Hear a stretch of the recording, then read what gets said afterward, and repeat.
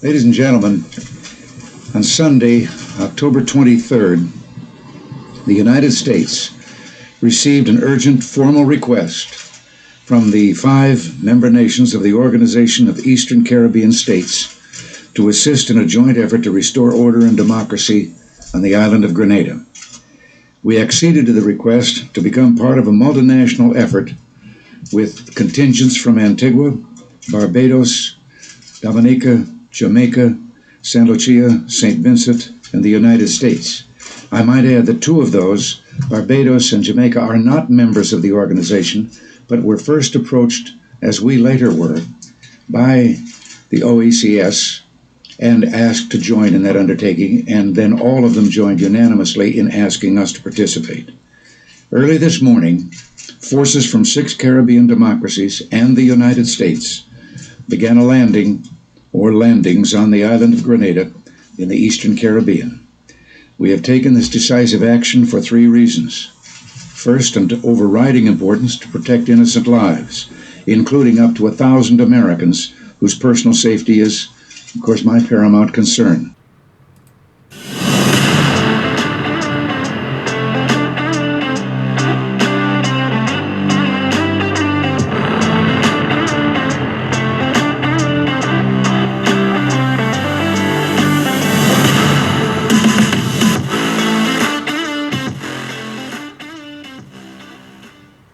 Hey everybody, welcome back to a special edition of Doc's Boneyard. Hey listen, this week we're going to be paying tribute to the operation called Operation Urgent Fury, and it was about the military engagement on the island of Grenada.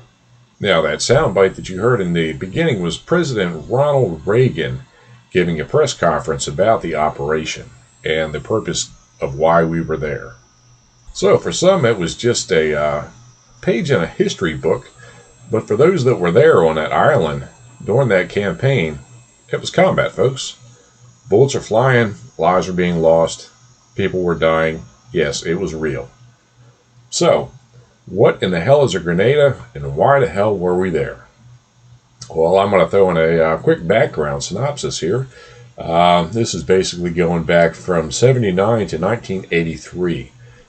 And the island of Grenada is about 133 square miles in size, about twice the size of Washington, D.C., or the District of Columbia in square footage or square miles.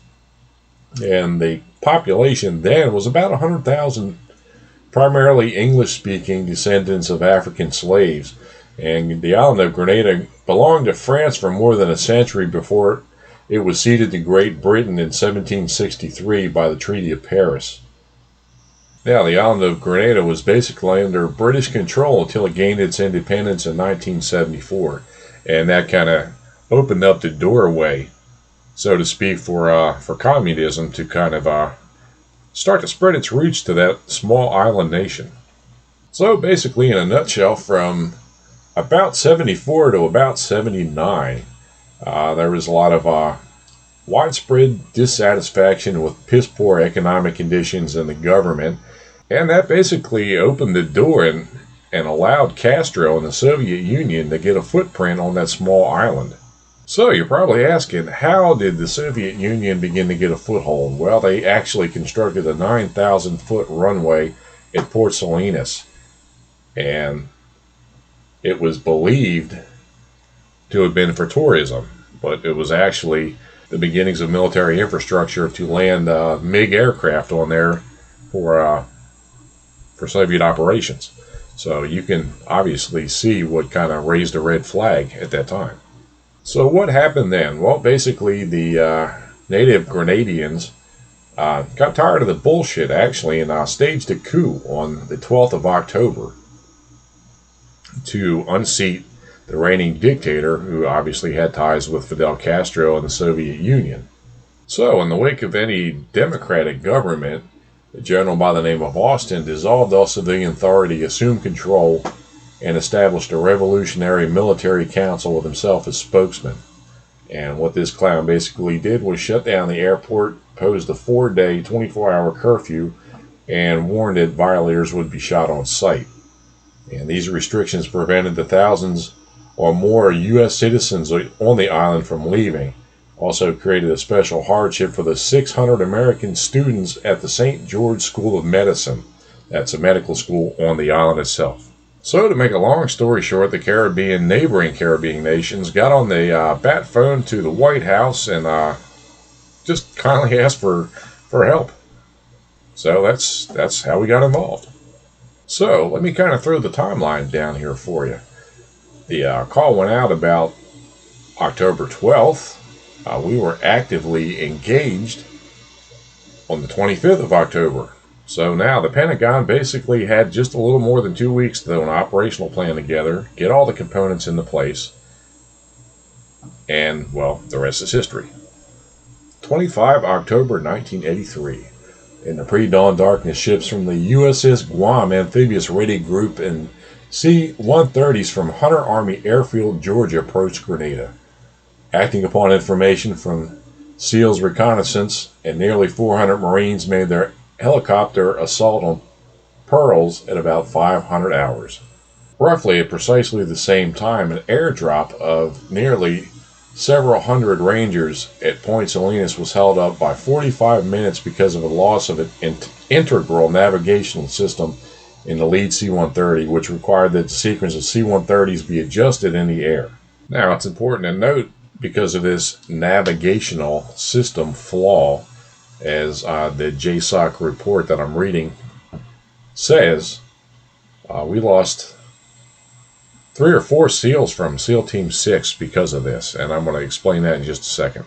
Okay, the C-130s had aboard their navigation and avionics systems what's called the CARP system, the Computed Air Release Point System. Now, this basically is a system that tells the pilot when to drop supplies, equipment, and whatever.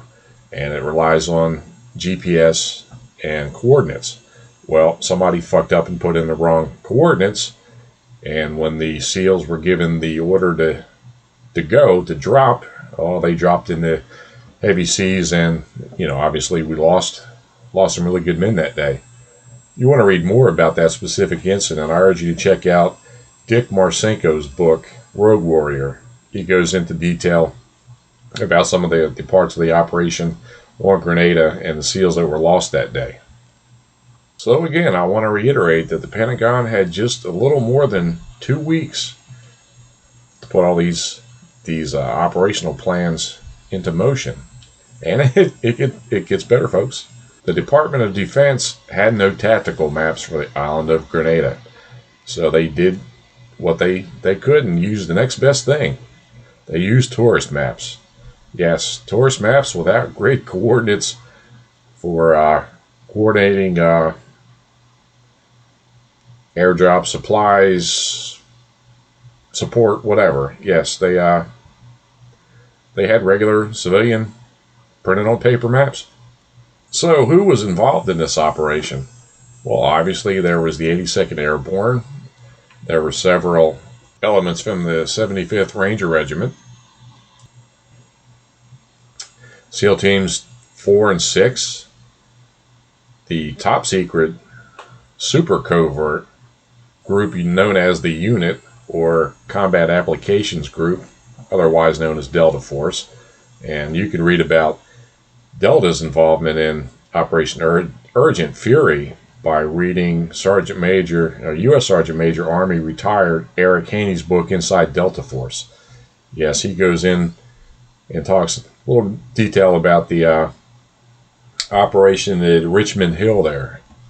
We also had the 22nd Marine Amphibious Unit, Task Force 160, which was the predecessors to the Night Stalkers, the U.S. Army's Special Operations Aviation Regiment, or SOAR, S-O-A-R, the 160th, more commonly known as the Night Stalkers. And of course, they came to light. They were a top secret unit also, but they came to light as a result of the Battle of Mogadishu, Somalia, Black Hawk Down. And also the Air Force 1st Special Operations Wing. I'm going to give them a little love and a little shout out. Also going to throw a little Navy love out there to the USS Independent CV-62 Carrier Battle Group. There was also the amphibious component of the operation. So, now we have all these different military units in an operational plan that only took more than 2 weeks to devise by some of the smartest individuals at the Pentagon. Well, I'm going to let you draw your own conclusions on that. Now, despite how many hours of planning an operation goes through, and how many times it's tweaked, and it doesn't matter. Murphy is still going to show up with his fat little fingers, and he's going to fuck it up somehow. So even the best laid plans go to shit when the bullet starts flying. But what the boys on the ground did is they improvised, adapted, overcame, and still kicked ass. Here's an excellent example of such badassery and bad kick-assness. I'm going to throw some love out to our U.S. Navy SEALs. Yes, they had the task of securing the radio station, but they met strong resistance. They kicked ass anyway. They were sent to the governor's mansion to secure a package. They got into one long, nasty-ass firefight.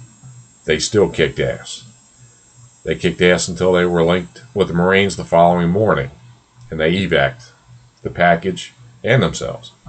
So, as you can see, there was a lot of badassery going on during that operation.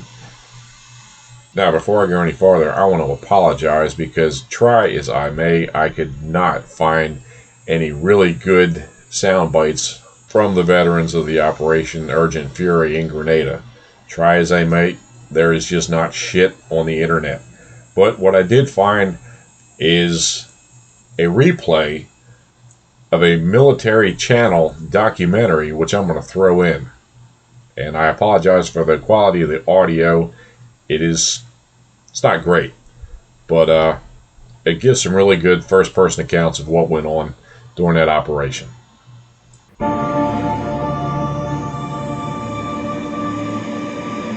October 25th, 1983, 5:30 a.m. In the skies over the eastern Caribbean, several hundred Army Rangers, like Sergeant Bruce McGraw, are packed into transport planes. We couldn't even sit down with our equipment, and then all the other troops kind of piled in. It was one of the most packed aircraft I'd ever been in. So we sat on a trash can back to back for 8 hours on that flight.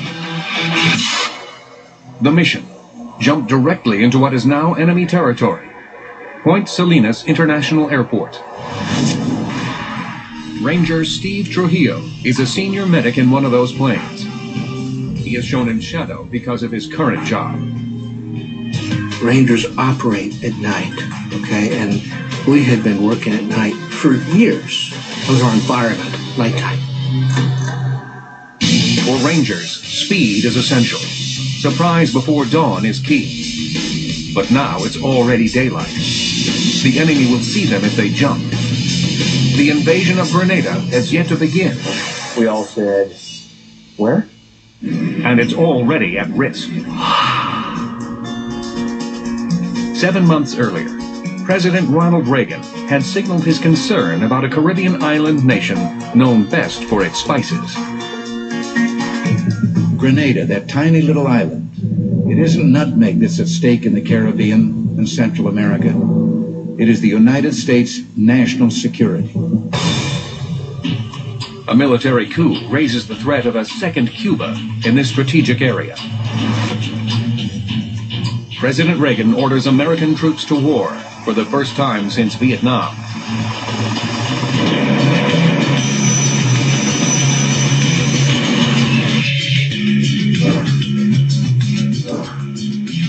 It's a rescue mission with two primary goals.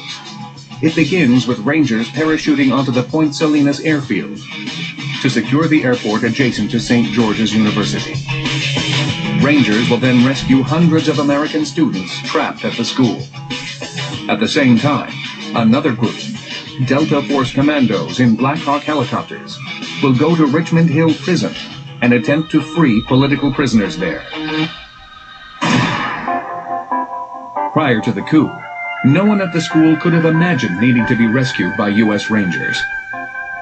The students had always gotten along well with the Cubans on the island. We tried to keep out of the political realm. They played softball with our students on a regular basis, so that there was a lot of fraternization, and there were no problems that we knew of between the Cubans, whether they were workers or military people, and the students.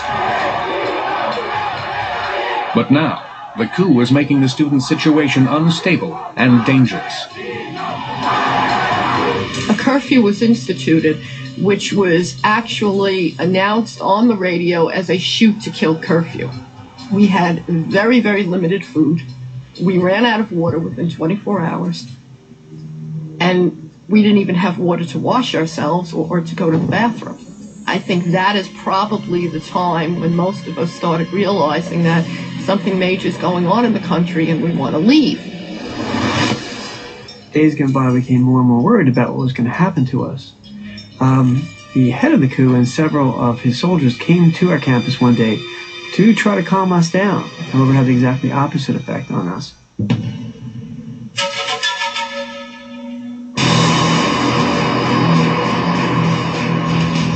As the Rangers on the transport planes prepare to parachute into battle to rescue the students, the Black Hawk helicopters, loaded with Delta Force commandos, are also approaching the island to rescue the prisoners at Richmond Prison. 28-year-old Paul Price is one of the mission's younger pilots. Absolutely exciting. I mean, I trained, and we trained. We had older pilots that were Vietnam era, and then you had the young bucks like myself ready to go, and they're saying, you'll see what it's really like. The Black Hawks break formation to head to their objectives. They have unique capabilities, especially when it's dark. But the mission is delayed several times, so that the combined forces can all arrive at the same time, at daybreak. Well, our first indication things weren't going really correct was it's daylight. So now here we are coming to Grenada and the sun's up. You can't hide. And there's more bad news. The radio station here was broadcasting repel the Americans as they come in. The critical element of surprise has been lost. The mission is barely underway, and it's already in jeopardy. The Rangers, waiting to parachute in and capture the airport, receive the news. The mission has been compromised. I was sitting right next to a radio operator, so I'm hearing all this horrific message traffic. The Cubans know we're coming. They're erecting obstacles on the runway. Little details that, as a 23-year-old cherry, you don't want to be hearing. I'm just getting a really sinking feeling because, when we jump in daylight, we've lost, the cover of darkness. Steve used to say, whatever sucks the most is what we're going to do. And that's pretty much the way it was. Then, things get worse for Paul Price and his Black Hawk crew, en route to Richmond Hill Prison. We started taking fire as we approached our objective.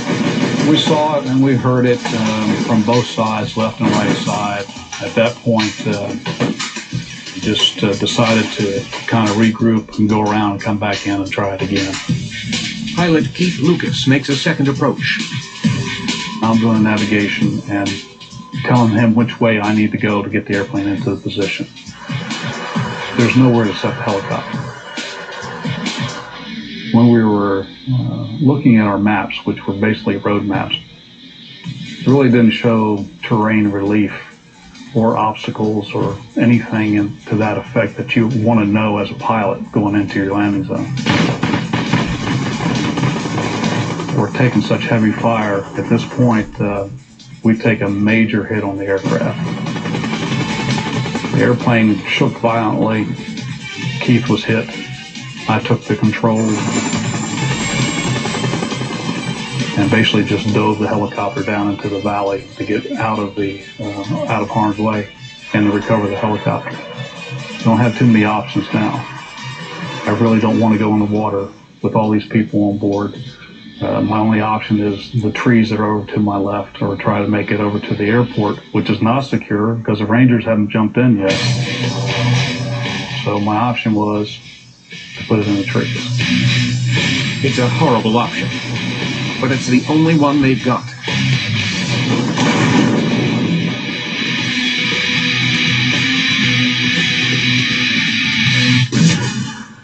Meanwhile, the Rangers waiting to parachute in face their own horrible option. It was a 500-foot jump. I wasn't flying a plane, and I sure as hell didn't have an altimeter, so I just kind of like went out the door, waited till I hit the ground. We normally trained at 1,000 or 1,250. 500 was low. But the Rangers have no choice. They're under fire.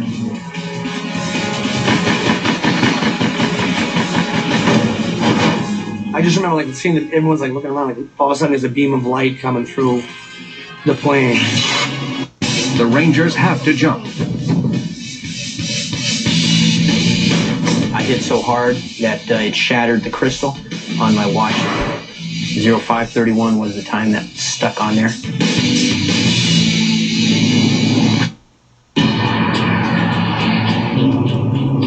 The U.S. invasion of Grenada and rescue of American students stranded on the island is barely underway. But already, a Black Hawk helicopter en route has been hit by enemy fire and is reeling out of control. With the pilot severely wounded, co-pilot Paul Price manages to crash land in the trees.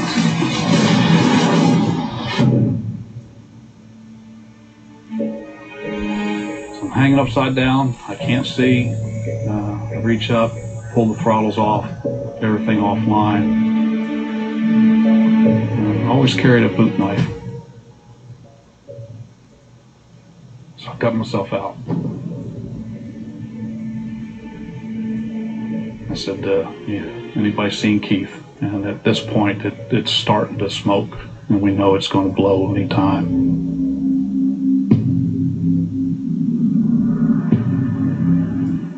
So we're trying to get Keith out. We just can't get him out.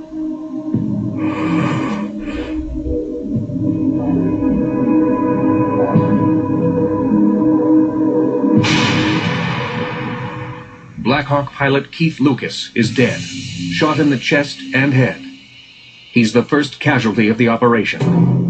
He was 26 years old.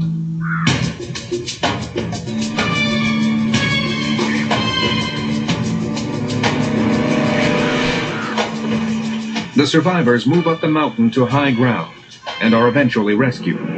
But as far as they're concerned, Operation Urgent Fury is already going terribly wrong.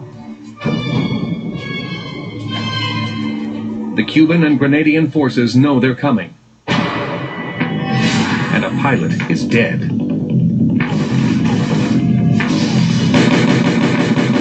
You're trained to accept these changes that happen and to go with the flow to complete the mission. By 7 a.m., some 1,200 U.S. Rangers are now parachuting into Grenada's airport. But they're under fire. Enemy troops are positioned in the hills next to the runway, where the Rangers struggle to organize. Nearby, the medical students hear the gunfire, but at this point, it only increases their fear. That is one of those moments I will remember for the rest of my life. You were in your bed, sleeping, awoken by gunfire. And you just did not know at that moment what was occurring.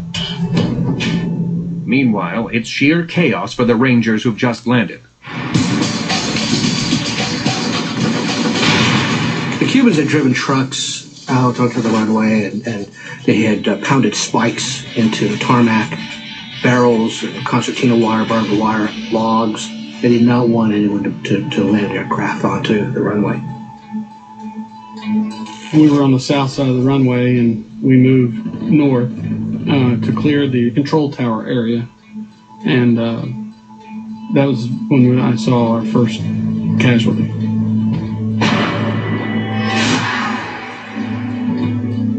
This was the first dead American soldier I'd ever seen. And I looked at his jungle boots, and his jungle boots looked just like mine. And that just really struck me. Doesn't get any more real than that. Most of the Rangers land where they're supposed to, on the north side of the runway. This allows them access to St. George's University Medical School, known as True Blue, where the medical students are stranded. But one group of Rangers comes down on the other side of the airstrip, near the ocean, and next to some giant boulders. No one could do their mission stuck between rocks and the ocean. Separated from the rest of the Rangers, they have to get to the other side of the runway. Dodging enemy fire, they pick their way through the rocky terrain. When I say these rocks, they're boulders, the size of Volkswagens.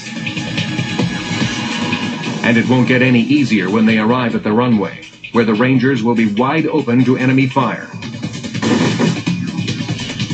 Get your squad across that runway. It was very, very wide. 200 yards, 300 yards. There was a lot of fire coming down on the runway. I said, there's no way anyone can cross this runway. The rest of the Rangers, already on the safer side of the runway, try to provide cover so the second group can cross. I had my sniper rifle, so I was able to see in the hills beyond, north of the runway, and I could see people moving with, say, machine guns or whatever. I could see quite a bit further than with the naked eye. Sergeant Dale Killinger relays the information to a radio operator. The hope is that heavy artillery will be called in to take the enemy snipers out. But there's a problem. It's difficult to coordinate the enemy's exact position because no one seems to have the proper maps.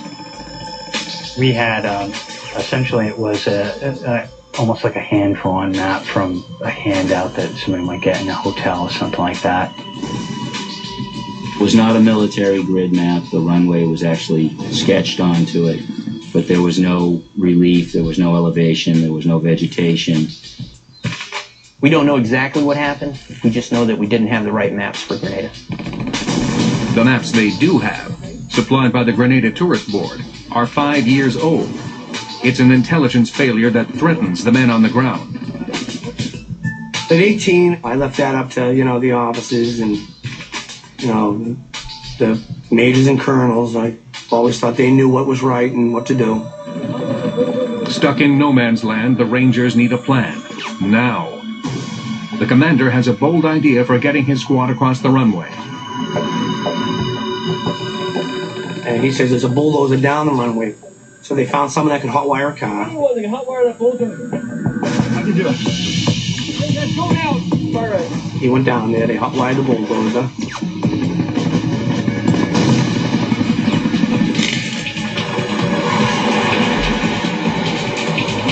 We got behind it. Captain Abazade included, led the way. Follow me.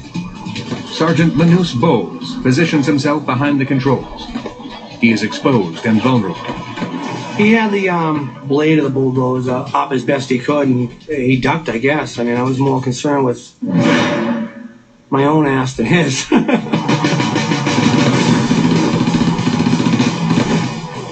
With their shoulders brushing the giant turning treads, the Rangers make their move. I knew in a million years I wouldn't try to leave the safety of that bulldozer. You heard so much firing, bouncing off this thing. You had 400 Rangers giving you cover and fire. You had the Ranger mortars. So a lot of people were helping us to make sure these 6-7 guys get across that runway. It's the longest 2 minutes you could live. It works.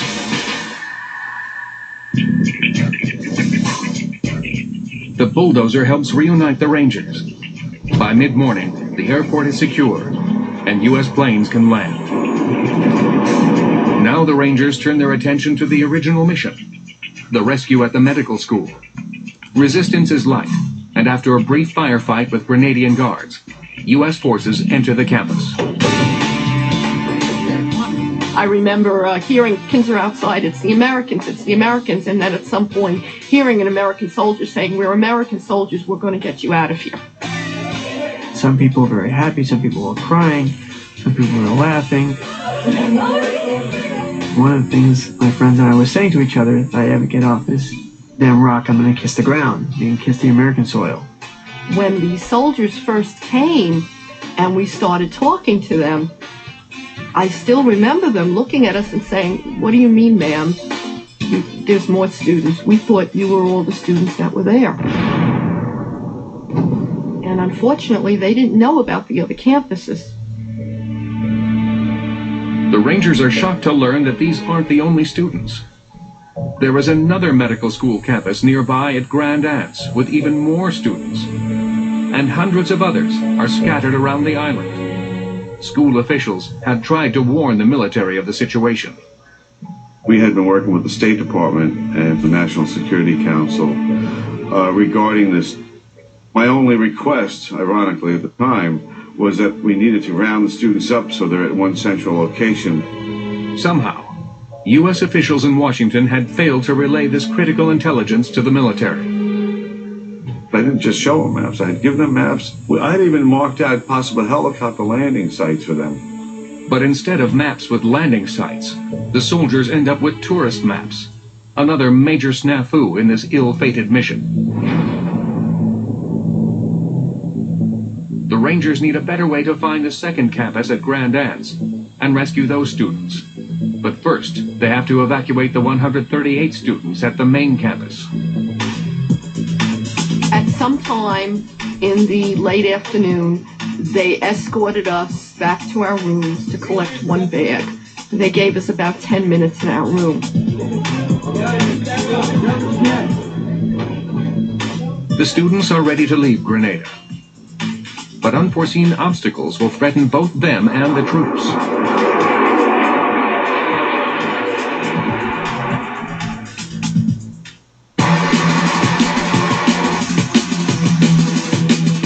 Day one of Operation Urgent Fury is in full swing all over the island of Grenada. But now, there are men missing on the mountain ridge overlooking Point Salinas Airport, which the Rangers have struggled to secure. We had jeeps that could get down to the far reaches of the airfield quicker than we could walk. And one of the jeeps that had that mission was ambushed. And no one had had contact with that jeep for a long period of time. A squad of Rangers is quickly ordered into the dense and dangerous forest to find them.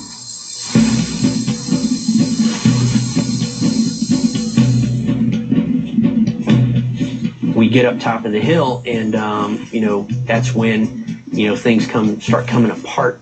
On the way to find the jeep, there's serious trouble. The search party has run directly into the enemy in the form of 3 Soviet armored personnel carriers known as BTR-60s. We're going to try to stop them. Fortunately, the Rangers are equipped with light anti-tank weapons known as LAWs. So myself and Tim, one of my teammates, we each had a LAW. And as the BTRs came down in front of us, we had a good broadside shot, and we each shot at the BTRs.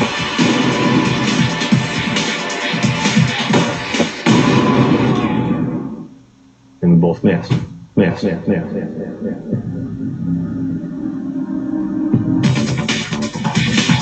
Rangers back at the airport are alerted and have more success.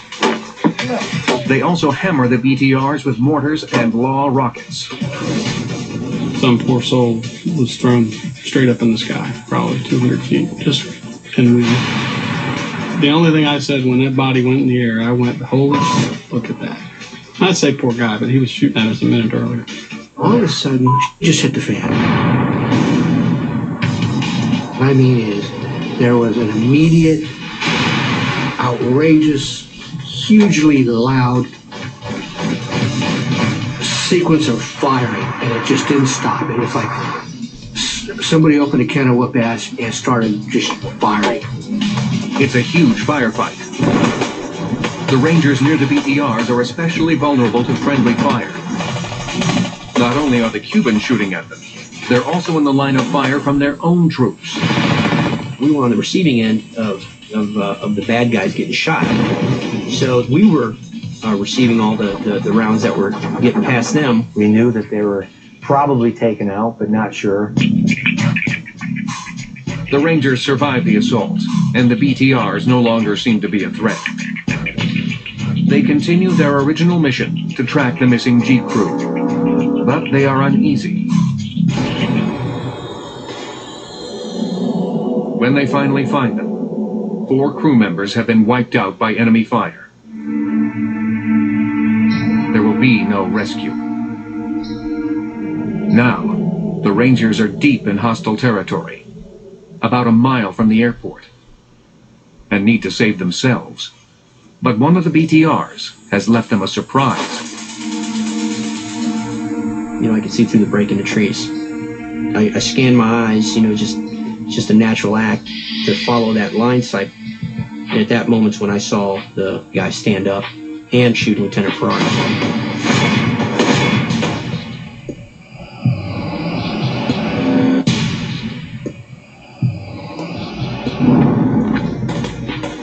I heard him get hit, kind of like hitting a side of beef, and he dropped immediately. I thought, oh my, what are we going to do now? And that kicked off the ambush that we were in.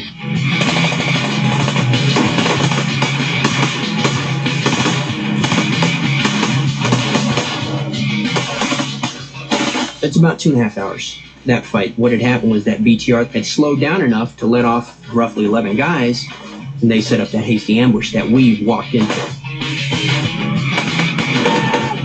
All I could see was Lieutenant laying in the road. So they provided covering fire. I went out, grabbed the Lieutenant, pulled him back into the weeds with me, and then from there, I carried him up to where the doctor was waiting. We patched him up real quick. We'd never leave a Ranger behind, and I wasn't going to leave him behind.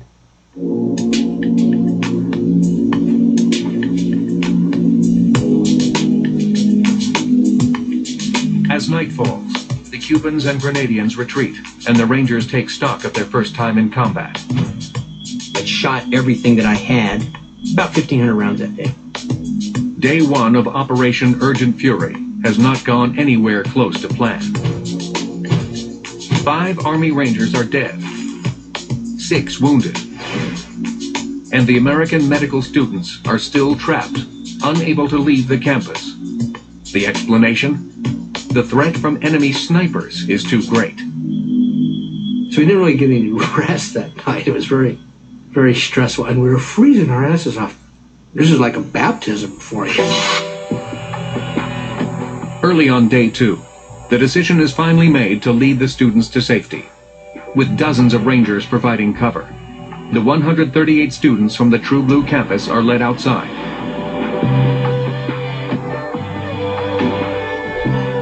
They are then escorted to the U.S.-controlled airport for evacuation.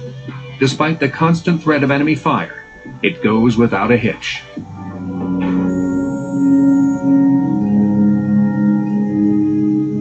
A few hours later, the students arrive in friendly territory. And we got off the first transport in Puerto Rico.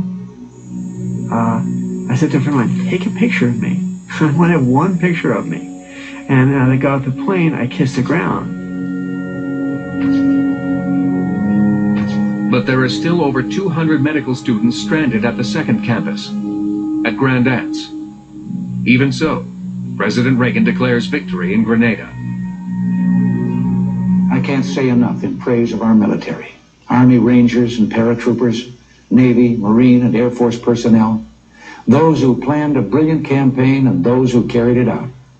Almost instantly, our military seized the campus where most of our students were and are now in the mopping up phase. But Reagan is wrong. The war is far from over. I asked somebody, I said, what's going on with these guys? They're not surrendering. Of course they were going to resist. They're Cubans. This is what they did. They fought. They deserve my respect. They earned my respect and they got it. It was all about the revolution. U.S. troops are still fighting a determined enemy. And 233 American students still need to be rescued from the Grand Anse campus. But when? And how?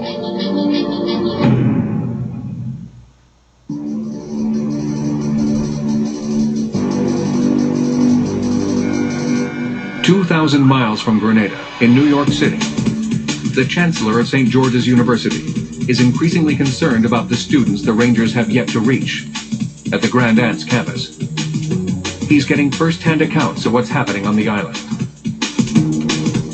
We had set up a ham radio on the Grand Anse campus, and we had set it up for any emergencies. We had always had it.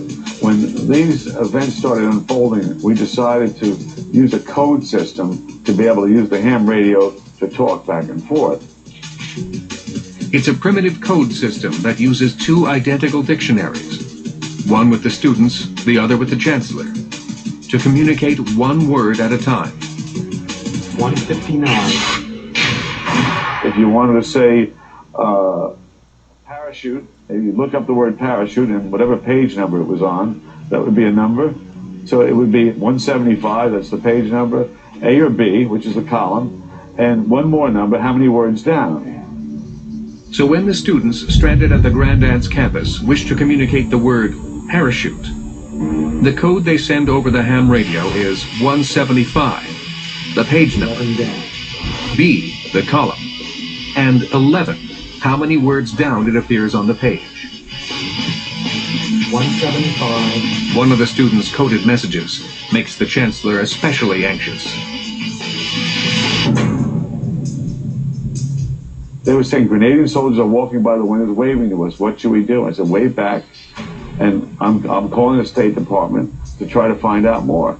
By now, the military knows the location of the Grand Anse campus, thanks to details provided by the first group of evacuated students.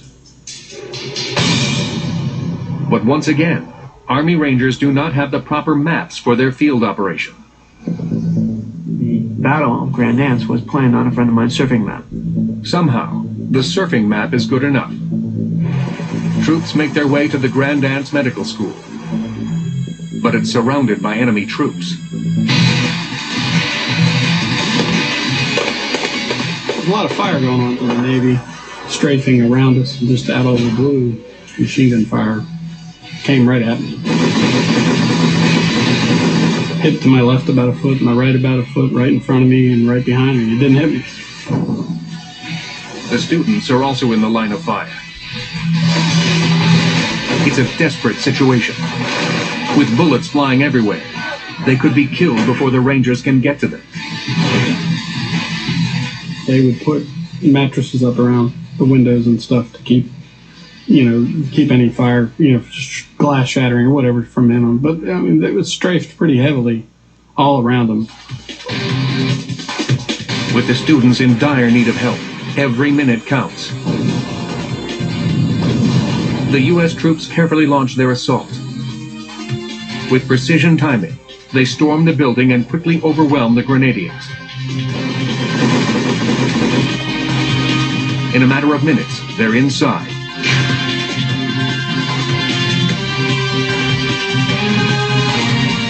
We maintained the position until the students were out, and I think it was a grand total of 27 minutes for 200 and some students. It was a phenomenal rescue.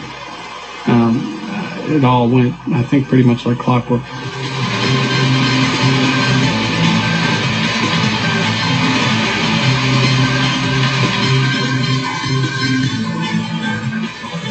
The swiftness of the Rangers is key to the operation. All 233 students at the Grand Anse campus make it out alive.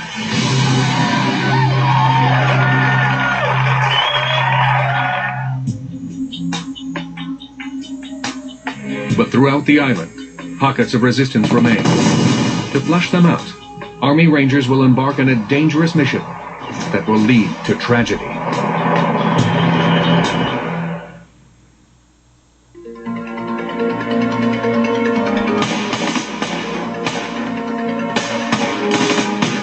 Grenada, Day 3. Sporadic fighting from the insurgents continues to flare.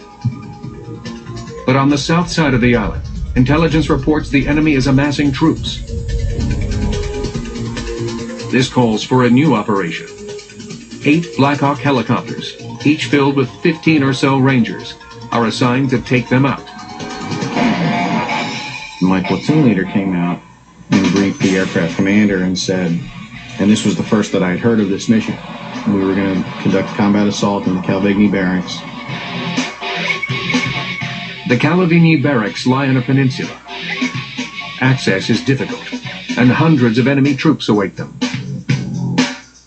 It was outrageous. It was supposed to be like, I don't know, 600 Cubans there and 1,200 Grenadian militia, and we're gonna go fly into this compound and kill everybody. Okay, so I'm doing the math. There's 15 guys in the first platoon. I'm like, okay.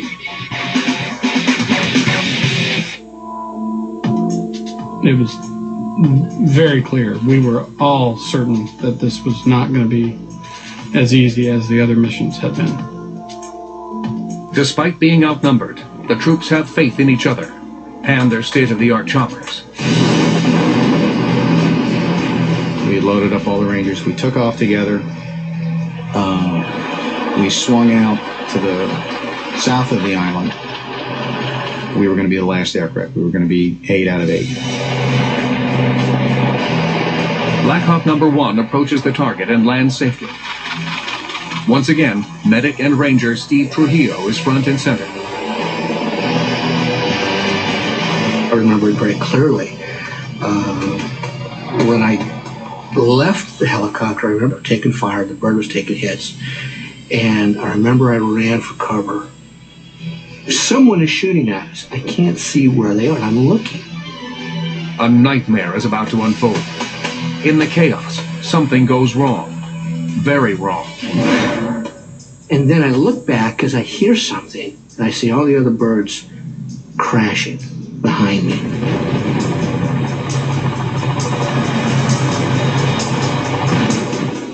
In a matter of seconds, the number 2, 3, and 4 Black Hawks all go down.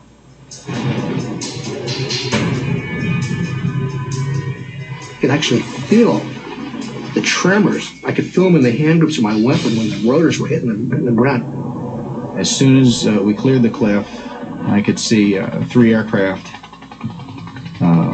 laying over on their sides. Rotor blades were spinning. Were winding down. Parts of the tail boom of one, I think, was torn off. It all happened so quickly that until we saw it, we had no indication that this had happened. The crash site is ghastly. There were just bodies. Fortunately, there are survivors as well. The team leader issues an urgent order. Help the men in the helicopters. And I'll never forget it. He said, Doc, go back there. They need you. And I swore at this guy. This is the indoctrination. When you're told, take that hill, you go. When you're told, hit that door, you hit that door. You do it. You don't question, you react. What started as an assault mission has suddenly turned into a rescue mission. Now, the Rangers need to save their own.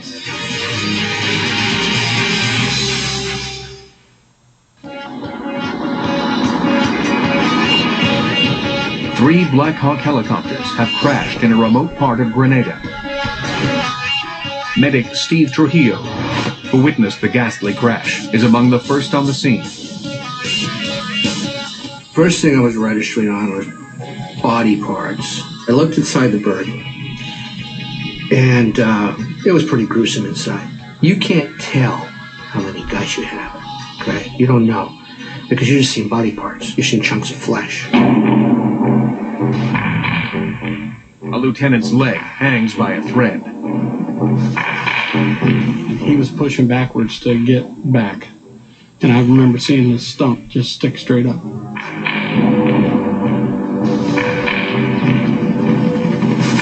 I'm looking at him thinking, man, you're gonna die. His veins are deflated. I banged that catheter in first try, first shot. And there's your first IV going. Just like that. The lieutenant does survive, but 4 men are dead and 2 others seriously injured. They are evacuated on the remaining Black Hawk helicopters. At this point, no one on the mission has any idea what caused the disaster.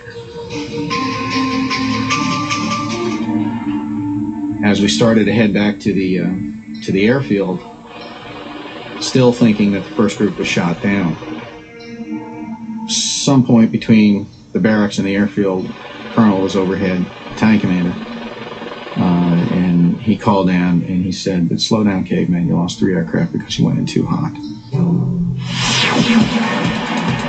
The power and speed of the Black Hawks had gotten out of control. The first group probably went in a little too fast. Human error, compounded by enemy fire, is the cause of the chopper crashes. The first aircraft landed all right, the second aircraft landed all right, and then the third aircraft overshot his landing, meshed rotor blades with the second aircraft, which caused both aircraft to flop over on the other sides. I felt like I'd fallen down a mine shaft, you know. Operation Urgent Fury, riddled with problems from the very start, now has 3 more helicopters in charred pieces and more than a dozen men dead. And there are still some 200 students to be rescued. It got a little grim. People who, you know, are normally motivated and brave, you saw a lot of white faces and you saw a lot of people like, this isn't good. One of the pilots came up to me, tapping his pack of cigarettes again. I said, "Oh, Jay, I don't smoke. So he came up again. He goes, "Oh, that's right, you don't smoke." And I remember I looked at him. I said, "Today's a good day to learn."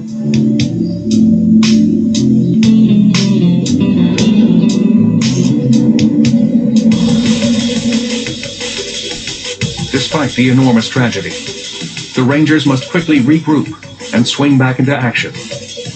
And they do.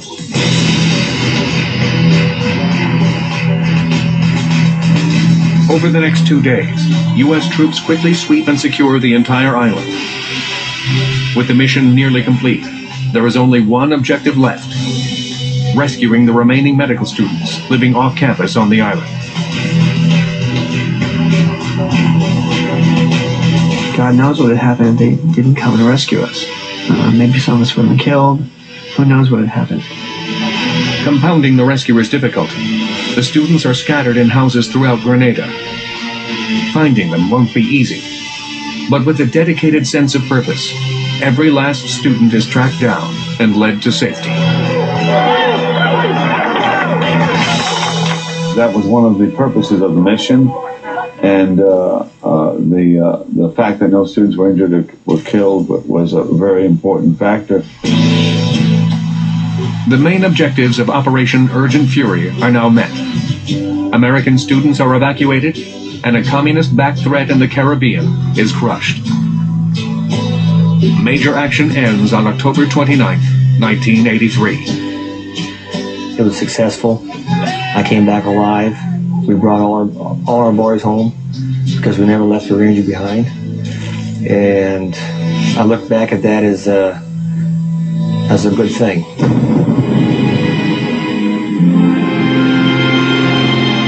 Today in Grenada, at the campus of St. George's University, there is a small bronze monument. It honors the troops who rescued the students and restored order to the island.